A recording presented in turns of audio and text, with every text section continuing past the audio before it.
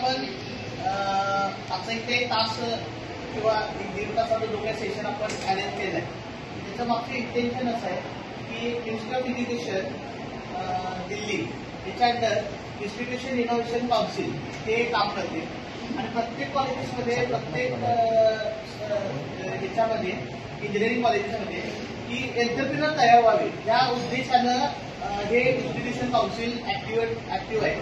तसंच आपल्या कॉलेजमध्ये की 4 स्टार रेटिंग असणारे हे आपलं काउन्सिल आहे. याचा उद्देश एकच आहे की तुमच्यातनं नोकऱ्या मागणारे नाहीत तर नोकऱ्या देणारे व्हायला पाहिजेत आणि एक एंटरप्रिनर तयार झाला तर हजारो लोकांना जॉब मिळू शकतो. हे एक मोठा दृष्टिकोन ठेवून IIC काम करते. तर ह्याच्या अनुषंगानं वेगवेगळे सेशन्स आपण आपल्या कॉलेजमध्ये आयोजित करतोय.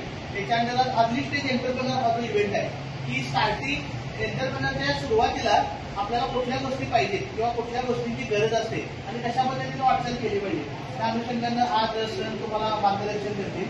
पुन्हा एकदा मी सरांचं स्वागत करतो आणि वेळ न घेता सरांना विनंती करतो. So first of all, I will thank you inviting me for this lecture. So we can start with what is innovation. So anyone tell me what is innovation? Making of new ideas. Okay, making of new ideas. Okay. So how many you all know about the Shark Tank? Okay. So what is the concept of Shark Tank? So they are innovating some ideas and they are present to the some judges and they will be provided funds. Okay, so they are providing like suppose we have to you can see that there is a blind some classes are provided to the blind person and it is connected with the machine learning algorithm or we can say AI. Okay, and this AI will be tell the particular blind person to where this place is. Okay, particular place कोणता आहे त्या place बद्दलची सगळी information त्यांना ते IPL होती त्या त्याच्यामध्ये.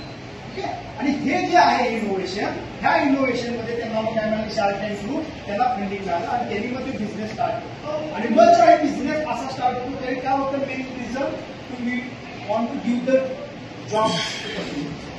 सो आपल्याला जॉब देणारे बनायचे जॉब करणारे नाही आपण जॉब द्यायचे पुढच्या. सो आपल्याला त्याची इनोव्हेशन पाहिजे. सो इनोव्हेशन हे कसे पाहिजे की जे नवीन आयडियाज पाहिजे. म्हणजे आता बघितलं आपण ब्लाइंडचं बघितलं की त्याच्यामध्ये चष्मा होता चष्म्याला कॅमेरा होता आणि तो मशीन लर्निंग किंवा AIशी कनेक्टेड होता. म्हणजे मी याला ब्लाइंड आहे मला दिसत नाही परंतु मी जर ते सराउंडिंग भेटलं ते काय करेल कॅप्चर करेल इमेजेस आणि त्या इमेजेस नुसार सांगेल की तुम्ही कुठं आला new institute of technology Kolhapur आला. सो अशा काही आयडिया. त्यानंतर बघितलं असं तुम्ही वेगवेगळ्या प्रोडक्ट्स होते ते प्रोडक्ट कसे तयार केले काय केले याच्या रिलेटेड सगळ्या गोष्टी आपण त्याच्यामध्ये बघितल्या. मग ह्या गोष्टी करण्यासाठी आपल्याला इनोव्हेटिव्ह राहावं. इनोव्हेटिव्ह म्हणजे मग काय करावं लागतं आपल्याला की बाबा जे काही आपल्या सोबत जे प्रॉब्लेम्स आहेत म्हणजे वेगवेगळ्या गोष्टी आहेत म्हणजे आपल्याला काय कशा गोष्टी आपल्याला बघायला मिळतात आपल्या ह्याच्यामध्ये सोसायटी आणि त्या सोसायटीला आपण हे प्रॉब्लेम कसे कसे सॉल्व्ह करू शकतो ह्या सगळ्या गोष्टी म्हणजे जर बघितलं असाल तुम्ही तर ही स्विगी झोमॅटो ही कन्सेप्ट काय नवीन आहे का म्हणून ती इनोव्हेटिव्ह आयडिया करून काय केलेली आहे की ही कन्सेप्ट एक स्ट्रक्चर आहे आणि त्या स्ट्रक्चरनुसार काय केलं की तुम्हाला घर बसल्या तुम्हाला सगळ्या सांगितलं हे आधी पण होतं आधी कसं होतं पर्टिक्युलर हॉटेल आहे ते काय करत होतं परंतु त्यांनी काय केलं ते एका हॉटेल काय केलं मल्टिपल हॉटेल्स काय केले कनेक्टेड केले. मल्टिपल हॉटेल्स कनेक्टेड केल्यानंतर काय केलं त्याच्यानुसार काय केलं बिझनेस आहे मग याच्यामुळे काय फायदा झाला त्यांनी हे इनोव्हेशन केलं.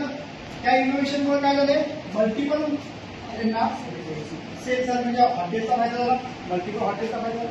त्यानंतर बघा तिथं जॉब्स ऑपॉर्च्युनिटीज आहेत म्हणजे जे डिलिव्हरी बॉयज आहेत ते डिलिव्हरी बॉयची जॉब सेम बघितलं असं तुम्ही ट्रान्सपोर्टसाठी काय केलं ओला उबेर किंवा आता रॅपिडो आले.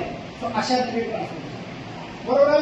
आता जर बघितलं तर ब्लिंक पण आता ते नवीन एक आलेलं आहे व्हेजिटेबल्स किंवा आपल्याला किराणा स्टोअर मिळतो. अशा रिलेटेड परत अजून काय नवीन आलेलं तुम्हाला काय वाटतं याच्यामध्ये अजून इनोव्हेशन अजून कशात नवीन झालेलं?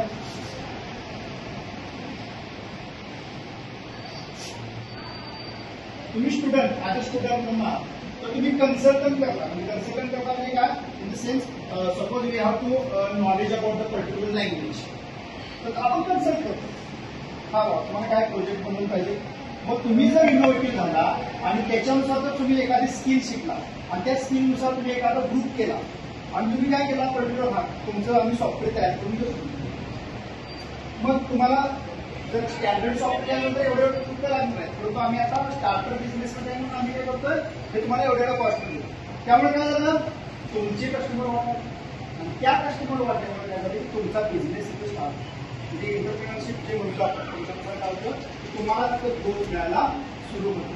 सो अशा रिलेटेड वेगवेगळे इनोव्हेशन्स आहेत.